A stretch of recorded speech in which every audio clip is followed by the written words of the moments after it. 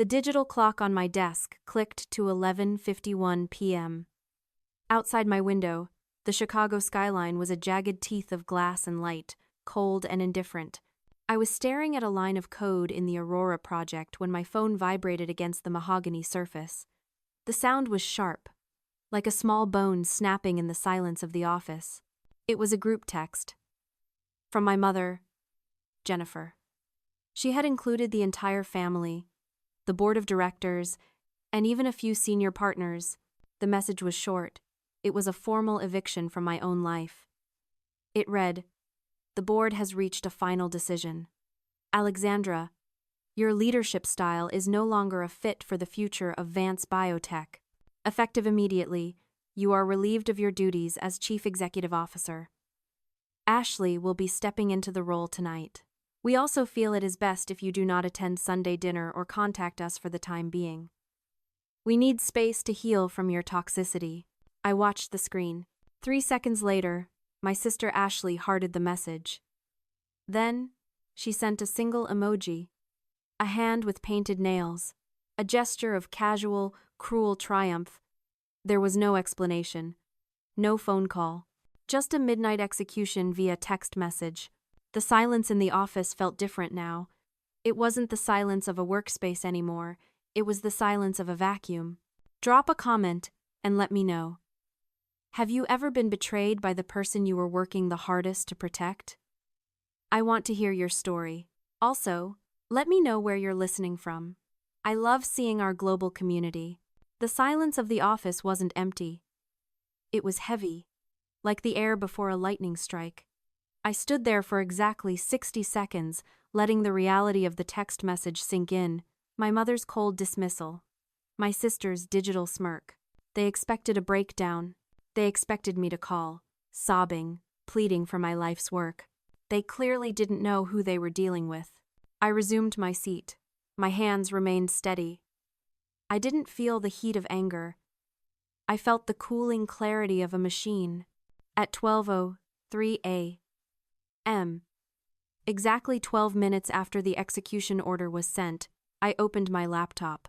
The blue light hit my face, reflecting in the darkened glass of the office walls. This wasn't a family crisis anymore.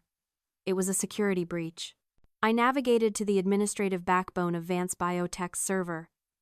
My fingers moved across the keys with a rhythm that was clinical and absolute.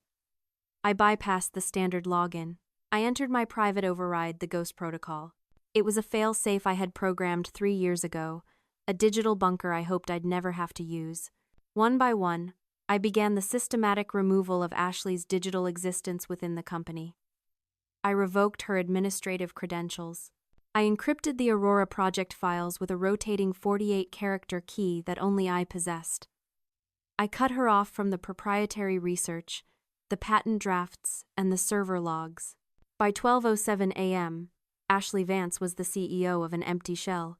She had the title, but I had the brain. I picked up the desk phone and dialed a private number. It rang once. "Alexandra?" Silas's voice was gravelly, thick with sleep, but instantly alert. "It's after midnight. What's happened?" "The board just moved," I said, my voice as steady as a dial tone. "My mother sent the text 10 minutes ago.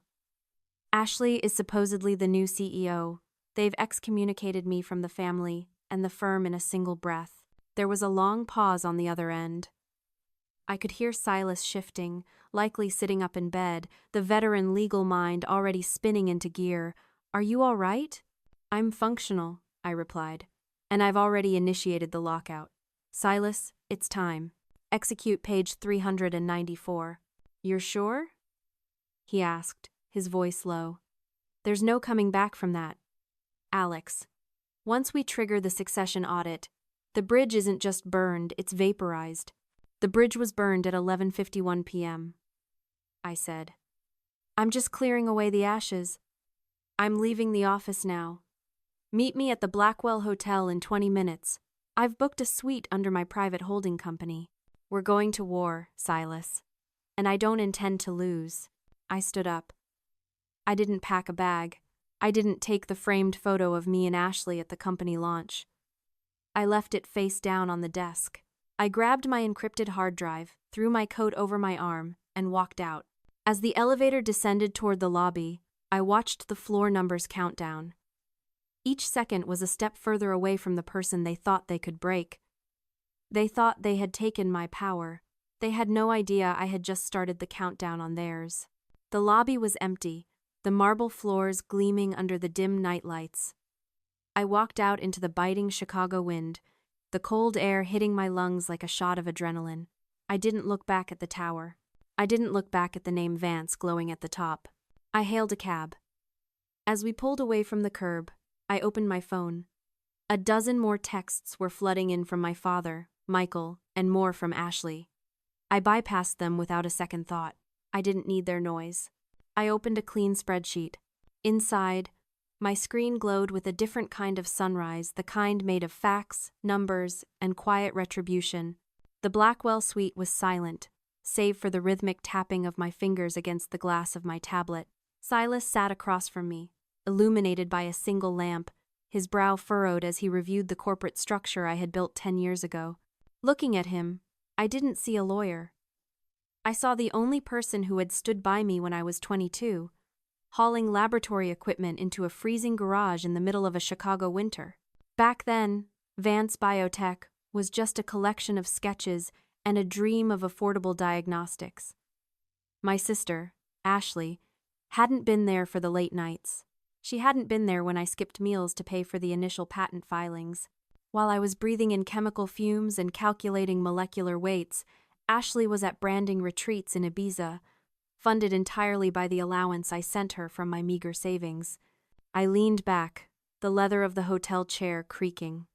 I had spent a decade being the strong one, the one who fixed the problems, the one who signed the checks.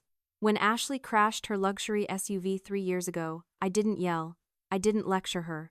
I simply called the lawyers, paid the $40,000 settlement, and bought her a new car because our parents, Jennifer and Michael, insisted that family protects family. I realized now that my compassion had been a luxury they'd overdrafted for years.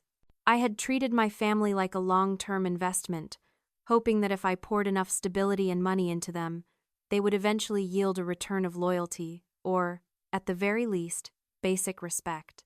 Instead, I had been the silent investor in their version of family, a version where I provided the capital and they provided the demands. This realization hit me with the cold weight of a clinical diagnosis. I had fallen into the trap of blood obligations, a psychological cage where the successful sibling is conditioned to believe that their achievement is a communal resource. I had allowed them to believe that my hard work was their inheritance, and my boundaries were an act of war. I looked at the spreadsheet on my screen. Over the last 5 years alone, I had funneled nearly $2 million into family support, Jennifer's country club fees, Michael's failed real estate ventures, Ashley's endless creative consulting fees that never produced a single creative thought. I had been funding my own executioners, sharpening the blade they just used to cut me out of my own company. Alex? Silas's voice broke the silence. I finished the preliminary review of the board's vote. They cited strategic stagnation and lack of visionary expansion. It's a textbook character assassination. They're claiming your focus on R&D is holding back the shareholders' profits. It's not about profits, Silas, I said, my voice low and steady. It's about control. Ashley promised them a merger with Sterling Global. She's selling the Aurora project to a predator for a quick payout so she can keep her lifestyle without having to actually work. She's not just taking my chair. She's selling the foundation out from under every employee who helped me build it. I walked to the window. The city below was waking up, but I felt like I had finally seen the truth for the first time in 10 years. My family didn't want a CEO, they wanted a faucet. And since I had finally started to tighten the valve, they decided to break the pipe. This isn't a family dispute anymore, Silas, I said, turning back to him. This is a liquidation. I'm going to show them exactly what happens when the person who built the house decides to take the blueprints and leave. By sunrise, the first waves of the counterattack hit. I wasn't surprised. Ashley never understood how to build a company, but she was a grandmaster at weaponizing social media. I sat in the hotel suite, my eyes fixed on the flickering blue light of my phone as the alerts poured in. Ashley had posted a leadership update on LinkedIn and Instagram. It was a masterpiece of passive-aggressive gaslighting. A photo of her looking humbled in my office chair, captioned with, "Taking the helm of Vance Biotech during this difficult time. Mental health is a silent battle, and we are supporting Alexandra as she takes the necessary time to recover from her recent instability. Family first. Always." She wasn't just stealing my job. She was labeling me unstable to invalidate any legal move I made. It was the fiduciary trap in its purest form. In the corporate world, if you can convince the board that a founder is mentally unfit, you don't need a reason to fire them. You just need a concern. Then came the phone call. Jennifer. I didn't even have to say hello. "How could you?" Her voice shrieked through the speaker. "I've seen the alerts, Alexandra. Ashley says she can't even log into the marketing drive. She's in tears. This is her big day, her chance to finally shine, and you're sabotaging her out of pure spite?" "Sabotage is a strong word, Mom," I said, my voice clinical. "I'm protecting corporate assets. Ashley isn't authorized to access the Aurora encryption keys. She's not a scientist, and she's not a qualified CEO. She is a Vance," Jennifer yelled.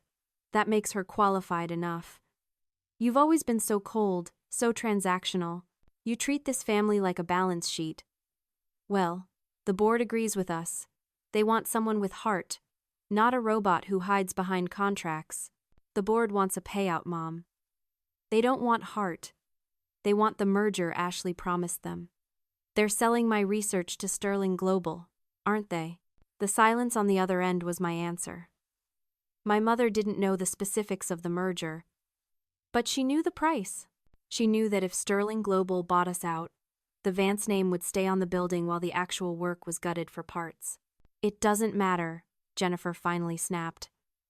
"We've authorized the board to move forward with a psychological evaluation for you if you don't hand over those keys by noon. Don't ruin this for your sister, Alex. For once in your life, just be a daughter." She hung up. I stared at the blank screen. This was the intellectual gap they didn't understand. They thought a CEO was a title you inherited, like a piece of jewelry. But a corporation is a living entity with its own set of rules. Under the law, a CEO's first duty isn't to their mother or their sister, it's to the shareholders and the survival of the firm. By trying to play family with a $72 million company, they weren't just being mean, they were committing a breach of fiduciary duty. They were treating the company like a toy. I was treating it like a fortress. And I was about to show them that a fortress doesn't open its gates just because your mother asks nicely. "Silas," I said, not looking away from the window. "They're going for the mental instability angle. They want to force a psych eval to bypass my override."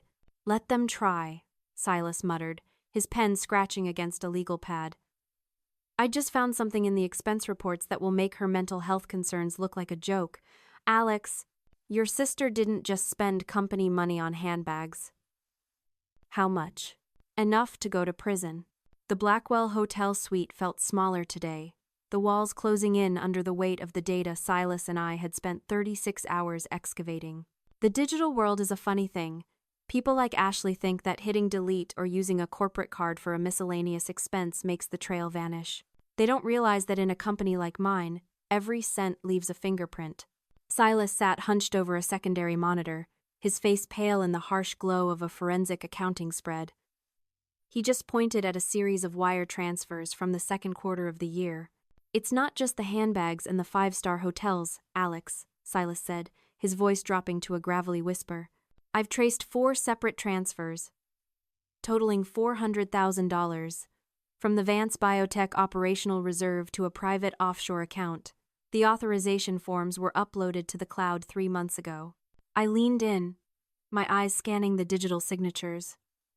My heart didn't race, it went cold. The signature at the bottom of the authorization was mine, or rather, it was a pixel-perfect recreation of mine, a forgery. "She didn't just spend the money," I said, the realization settling in like a physical weight. "And she set the paper trail up so that if the auditors ever looked, the finger would point directly at me."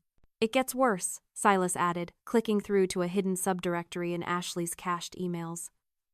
I found a draft agreement with the CEO of Sterling Global. Ashley wasn't just planning a merger. She was negotiating a $5 million consulting fee to be paid to her personally the moment the Aurora patents were transferred. She was selling your life's work for a kickback, Alex. She was going to gut the company and leave you with the legal fallout of the embezzlement she committed. I walked to the hotel window. This was the kill shot. This wasn't just a sister being greedy or parents being biased. This was felony wire fraud. This was a criminal conspiracy. Ashley hadn't just tried to take my chair. She had tried to trade my freedom for her luxury. The betrayal I felt at 11:51 p.m. was an emotional sting. This was a different beast entirely. This was the moment the family label officially dissolved. When your sister forges your name to steal nearly $500,000 while planning to bankrupt your legacy, she isn't a sister anymore. She's a liability. An adversary. Can we prove the forgery? I asked, turning back to Silas. The metadata on the signature file shows it was created on Ashley's personal laptop while you were in Geneva for the World Health Summit, Silas replied, a grim smile touching his lips. She was sloppy. She used the company Wi-Fi to upload the forged documents. The IP logs place her right in the marketing suite when the Alexandra Vance signature was applied. I checked the time. It was nearly time for the emergency board meeting Ashley had called to finalize her new vision for the company. They thought they were going to spend the afternoon signing my company away to Sterling Global. Silas, call the forensic team and tell them to prepare a certified report. And call my contact at the bureau. We aren't going to a board meeting to argue about leadership styles. What are we going to do? Silas asked. We're going to perform a clinical extraction, I said, grabbing my coat. Ashley wants to be the face of Vance Biotech? Fine. I'm going to make sure her face is the one the federal investigators see first. The elevator doors of the Apex Tower opened at exactly 2 p.m. I stepped out, Silas trailing a half step behind me, holding a leather portfolio like a weapon. The boardroom was filled with the smell of expensive espresso and the low hum of nervous men. At the head of the table sat Ashley, wearing one of my vintage blazers and a smile that didn't reach her eyes. Alexandra, she said, her voice dripping with performative pity. I thought we agreed you needed rest. This meeting is for the board and the executive team only. I didn't stop until I reached the opposite end of the table. I didn't sit. I just placed my hands on the cool mahogany and looked at the 12 men who had built their wealth on my intellect. I'm here to save you from a catastrophic legal error, I said. The room went silent. Ashley has spent the morning pitching you on a merger with Sterling Global. She's promised you a 20% premium on your shares and a fast exit. What she hasn't told you is that as of 12:07 a.m. yesterday, Vance Biotech owns exactly 0% of the Aurora project's intellectual property. Ashley laughed, a sharp, brittle sound. Don't listen to her. She's clearly having a breakdown. I have the CEO credentials. I have the filing rights. You have a title, Ashley. You don't have the contract, I replied. I nodded to Silas, who slid a copy of the original founding charter across the table. Gentlemen, please turn to page 394. Section 12, paragraph 4. The shadow patent clause. The board members scrambled to find the page. I watched the color drain from Ashley's face as her eyes darted across the text. The clause states, I continued, my voice cold and clinical, an endine as an onninazaka, that in the event of a non-qualified leadership transition, specifically one not involving a PhD-level scientist with 10 years of laboratory experience, all proprietary patents and research data revert immediately to a private shell company, Vance Research Holdings, a company that I own, individually, 100%. This is a trick, Ashley hissed, her voice trembling. I'm a Vance. I'm qualified by blood. Blood isn't a credential in a biotech firm, Ashley. It's a liability, I said. I looked back at the board. By appointing her, you triggered the clause. You are currently presiding over a company that owns some office furniture and a very expensive lease. The Aurora project, the thing Sterling Global is paying you for, is mine, and I am not selling. The silence that followed was absolute. One of the senior board members looked at Ashley, then at me. "Is this true, Silas?" "Every word," Silas said. "And there's more. We've also uncovered evidence of internal fraud. $400,000 in forged wire transfers, initiated from Ashley's laptop. We've already turned the forensic logs over to the authorities. This isn't just a leadership crisis. It's a crime scene." Ashley stood up, her chair screeching against the floor. "You're lying. Mom and Dad authorized everything." "They said it was my turn. They don't run the law, Ashley. And they don't run me." I leaned forward, my face inches from hers. "You wanted my chair. You can have it. But you're going to find it's very cold when the federal investigators start asking where that $400,000 went." I turned and walked toward the door. I didn't wait for the shouting to start. I didn't wait to see Ashley collapse into the chair she'd stolen. The hallway outside the boardroom was a canyon of cold marble and echoing silence. I didn't stop until I reached the floor-to-ceiling windows overlooking the Chicago River. The water was dark, churning with the weight of the coming winter. Behind me, the double doors burst open. I didn't need to turn around to know the sound of my mother's frantic heels or the sharp, desperate intake of Ashley's breath. "Alexandra! Stop right now!" Jennifer's voice was no longer a shriek. It was a jagged plea. I turned slowly. Ashley's expensive blazer was rumpled, her face streaked with mascara. Our father, Michael, stood behind them, looking older. His shoulders slumped as if the gravity of the federal fraud charges had finally settled on his spine. "Alex, please," Ashley sobbed, reaching out a hand she didn't dare let touch me. "You have to tell Silas to stop. The investigators, they're already calling the office. If they move forward with the wire fraud charges, I'm going to prison. You can't let them take me, Alex. We're sisters." I looked at her, and for the first time in my life, I didn't feel the urge to fix it. I didn't feel the weight of her mistakes pulling at my conscience. I felt nothing but the clean, clinical air of a closed account. "We were sisters at 11:51 p.m. on Sunday," I said, my voice low and absolute. "We were sisters when you hearted the text that threw me out of the company I built. We were sisters when you forged my name to steal $400,000. But right now, we're just two people on opposite sides of a legal settlement. How can you be so heartless?" Michael stepped forward, his voice trembling. "She's your blood, Alex. Your own flesh and blood. Are you really going to destroy this family over a business dispute?" "This isn't a business dispute, Dad. It's an audit," I replied. "You taught me that my success was communal property. Well, you were right." Ashley shared my signature. She shared my bank account. And now, she gets to share the consequences. I looked at the three of them, the architects of my exclusion. For years, I had been the black sheep not because I was a failure, but because I was the only one who didn't fit into their cycle of entitlement. I was the architect who built the house they wanted to live in for free, and the moment I asked for a key, they tried to burn the house down with me inside. I realized then that letting go of toxic blood isn't an act of hate, it's an act of self-preservation. You can't heal in the same environment that made you sick, and you can't build a future with people who are busy forging your past. "I'm not destroying this family," I said, looking my mother in the eye. "I'm just finally accepting the resignation you handed me on Sunday night.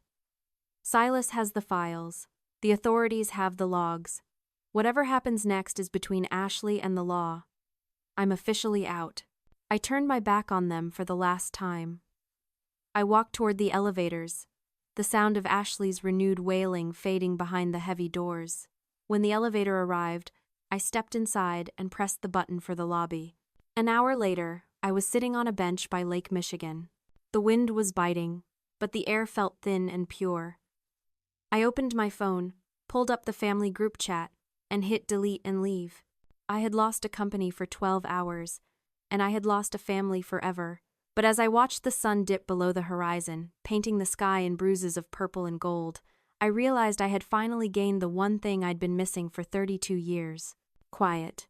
No more expectations. No more bailouts. No more blood obligations. I was just Alexandra Vance. A woman with a clean slate and a shadow patent that was about to change the world. That night, for the first time in a decade, I didn't set an alarm. I didn't check the servers. I just slept. If this story reminded you that your worth isn't defined by people who don't value your work, share this video. Subscribe to join a community that chooses truth over toxicity.